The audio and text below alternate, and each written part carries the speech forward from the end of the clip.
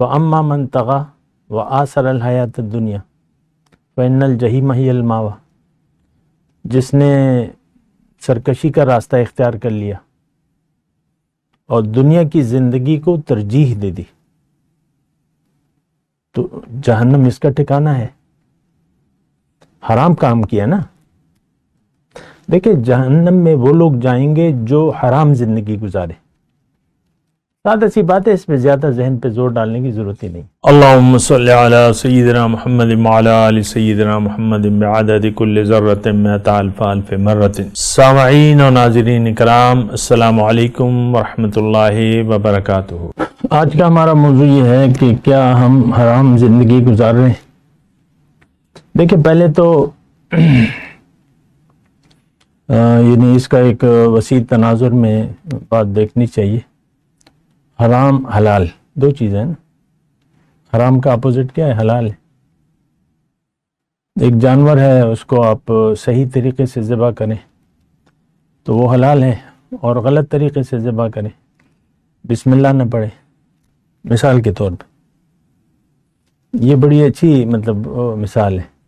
جانور کو ذبح کرتے وقت اگر آپ بسم اللہ نہ پڑھیں تو جانور تو ذبح ہو جائے گا، لیکن آپ نے بسم اللہ ہی نہیں پڑھی، بسم اللہ ہے اللہ اکبر جو کہ شرط ہے، تو وہ حلال شدہ جانور جو ہے کیا ہو جائے گا؟ حرام ہو جائے گا، مردار ہو جائے گا، اس کا کھانا جائز نہیں ہے۔ یہ بس سادی سی بات ہے، حرام حلال۔ تو شادی ہے، یعنی آپ ایک عورت سے تعلق کر رہے ہیں، قائم کر رہے ہیں، وہ بھی رضامند ہے، آپ بھی رضامند ہے، یعنی لڑکا لڑکی دونوں رضامند ہیں، لیکن نکاح نہیں ہے تو وہ حرام ہوگا، وہ تعلق کے حلال ہوگا، حرام ہوگا۔ تو یہ مثالیں ہیں، یہ حرام حلال۔ تو زندگی دیکھیں، زندگی کا ایک مقصد ہے اور وہ دنیا نہیں ہے، تو اگر آپ زندگی کا مقصد بدل لیتے ہیں تو زندگی حلال ہوگی کہ حرام ہوگی؟ سادہ سی بات ہے۔ زندگی کا اگر آپ مقصد بدل لیتے ہیں تو حلال تو نہیں رہے گی، اور جنت پہ تو نہیں جا سکتے یہ لوگ۔ لیکن سادہ سی بات ہے، جو زندگی کے مقصد کو بدل لیں، یہ تو قرآن سارے اس کے پشت پہ قرآن کی آیات ہیں۔ مثال کے طور پہ کہ اللہ تعالیٰ نے سورہ نازعات میں فرمایا ہے فَأَمَّا مَنْ طَغَى وَآثَرَ الْحَيَاةَ الدُّنْيَا فَإِنَّ الْجَحِيمَ هِيَ الْمَأْوَىٰ، جس نے سرکشی کا راستہ اختیار کر لیا اور دنیا کی زندگی کو ترجیح دے دی تو جہنم اس کا ٹھکانہ ہے۔ حرام کام کیا نا۔ دیکھیں جہنم میں وہ لوگ جائیں گے جو حرام زندگی گزارے۔ سادہ سی بات ہے، اس میں زیادہ ذہن پہ زور ڈالنے کی ضرورت ہی نہیں۔ جہنم میں کون لوگ جائیں گے؟ جس نے خالق کے مقصد تخلیق کو ہی بھلا دیا۔ خالق نے تو چاہا تھا کہ تم زندگی میری مرضی سے گزارو، اللہ کی مرضی کے خلاف زندگی گزارنا حلال ہے کہ حرام ہے؟ سادہ سی بات ہے۔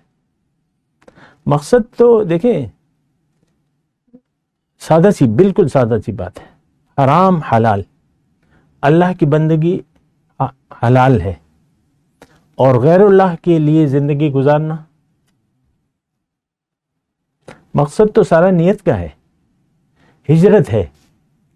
حضور صلی اللہ علیہ وسلم فرماتے ہیں کہ انما الاعمال بالنیات، اعمال کا دار و مدار تو نیت پر ہے۔ وَلِكُلِّ امْرِئٍ مَّا نَوَىٰ، ہر ایک کے لیے وہ ہے جس کی یہ نیت کرے۔ پھر وہ تفصیلی حدیث ہے، حضور فرماتے ہیں کہ جس کی نیت ہجرت کی، ہجرت فرض تھی اس وقت، جس کی نیت ایک عورت کے لیے ہے، نکاح کے لیے ہے، تو پھر اس کی ہجرت تو اسی کے لیے ہوگی، اور جس کی ہجرت اللہ اور اس کے رسول کے لیے ہے تو وہ تو اسی کے لیے ہوگی۔ دیکھیں سادہ سی بات ہے، دنیا کی زندگی اگر آپ دنیا کے لیے گزاریں جبکہ اس کی ممانعت ہے، اللہ کے سوا کسی کو نہ پکارو، وَلَا تَدْعُوا مَعَ اللَّهِ أَحَدًا، اللہ کے سوا کسی کو نہ پکارو، ہم پکار رہے ہیں دنیا کو، تو یہ تو حلال نہیں ہے۔ حلال کا مطلب کیا ہے؟ جائز۔ حرام کا مطلب کیا ہے؟ ناجائز۔ تو اس میں مطلب یہ بنیادی بات کو اس کو سمجھیں کہ حرام حلال، جو حلال زندگی ہے وہ اللہ کی مرضی کے مطابق ہوگی، اور جو اللہ کی مرضی کے خلاف ہے اس کو آپ حلال کہہ سکتے ہیں؟ سادہ سی بات ہے۔ حرام حلال یہ تو آپ کو اس لیے نیا لگ رہا ہے کہ یہ اصطلاح آپ کو شاید خواب میں بھی کبھی آپ نے نہیں سنی ہو، کسی نے آپ کو نہیں بیان کی ہو۔ حرام حلال نا، زندگی حرام ہو جاتی ہے جب اب اللہ کے مقصد تخلیق کو فراموش کر دیتے ہیں، زندگی اس وقت حرام ہو جاتی ہے، زندگی کی دنیا کی ساری نعمتیں آپ پر حرام ہو جاتی ہیں جب آپ اللہ کی مرضی کو فراموش کر دیں، اپنی مرضی کو غالب کر دیں۔ جب بھی آپ نے اللہ کی مرضی کے خلاف زندگی گزاری اور اپنی خواہش سے زندگی گزاری، یہ تو قرآن میں بڑا یعنی وہ ہے، بڑی وضاحت ہے اس کی۔ الفاظ تھوڑے سے مختلف ہو سکتے ہیں لیکن اس کی وضاحت بالکل کلیئر ہے۔ فَأَمَّا مَنْ خَافَ مَقَامَ رَبِّهِ وَنَهَى النَّفْسَ عَنِ الْهَوَى وَإِنَّ الْجَنَّةَ هِيَ الْمَأْوَى، سورہ نازعات ہے۔ جو اپنے رب کے سامنے کھڑے ہونے سے ڈرا اور اپنے نفس کو بری خواہش سے روک لیا، تو اس کا ٹھکانہ جو ہے جنت ہے۔ وَأَمَّا مَنْ طَغَى، یہ اس سے پہلے آئے تھے، اما من طغى، جس نے سرکشی کیا ہے؟ میں نہیں مانتا، میں نہیں مانتی۔ آج کل تو ہماری زندگی کی بنیاد انکار پہ ہے۔ میں نہیں مانتا اللہ کے حکم کو، میں نہیں مانتا رسول کے طریقے کو، تو اپنی مرضی سے زندگی، مائی لائف مائی اسٹائل۔ ہمارے لیے تو دیکھیں اہمیت دنیا کی ہے، بس یہ مختصر بات ہے۔ آج امت مسلمہ کے لیے اہمیت کیا ہے؟ دنیا کی۔ اس میں پھر اس کے راستے میں جو کچھ بھی آئے، اللہ کا حکم آئے، رسول کا طریقہ ہے اور ساری ہدایات آئیں، اس کو ہم لات مار دیتے ہیں۔ بڑے خطرناک الفاظ ہیں۔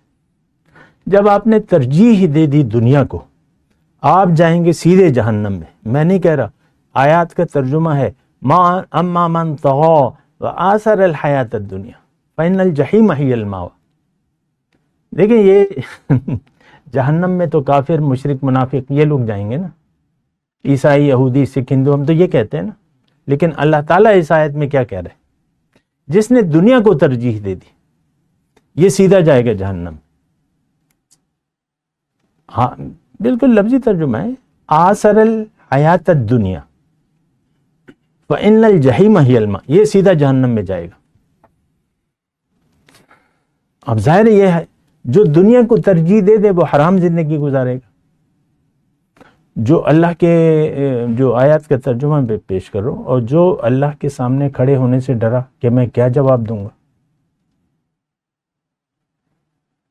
تو پھر تو یہ اس کو ایک خوف لاحق ہو گیا، اللہ کا پیشی، اللہ کے دربار میں پیشی کا خوف کہ میں کیا جواب دوں گا۔ آج کے مسلمان کو اس بات کا نہ یقین ہے، نہ یہ یقین کرنے کو تیار ہے کہ ایک دن کل میں نے رب کے سامنے کھڑا ہونا ہے اور مجھ سے اکیلا میں کھڑا ہوں اور مجھ سے اللہ تعالیٰ براہ راست پوچھے گا۔ کسی کو بھی یقین نہیں ہے۔ آخرت یہ کھڑا ہونا تو کیا، ہمیں دوبارہ زندگی پر بھی یقین نہیں ہے۔ دیکھیں گے، دیکھی جائے گی، یہ کون کہتا ہے؟ یہ اردو جو بولتے ہیں وہ کہتے ہیں۔ اور پٹھان کیا کہتے ہیں؟ گوروبا کہتے بشی۔ تو سب یہ ایک ہی زبان ہے، ساری امت مسلمہ کی ایک زبان ہے، دیکھیں گے دیکھی جائے گی. سارے امت کے لیے مسئلہ ظاہر کا ہے، باطن آخرت اللہ ہمارا مسئلہ نہیں. اللہ کی رضا، خوشنودی، رسول کی خوشنودی ہمارے لیے کوئی مسئلہ ہی نہیں ہے.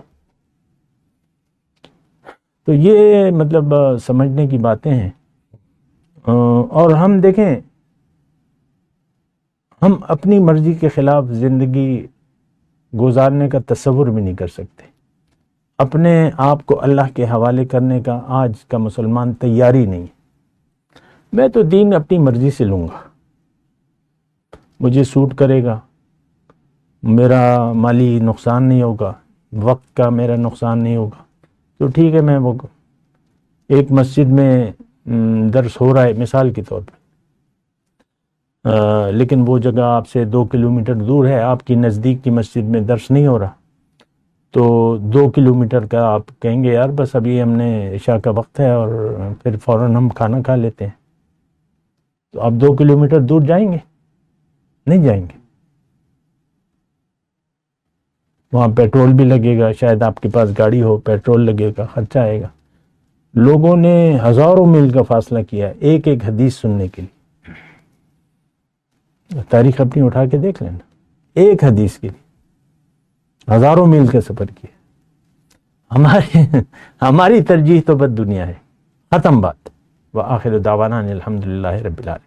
مولاي صل وسلم دائما ابدا على حبيبك خير الخلق كلهم.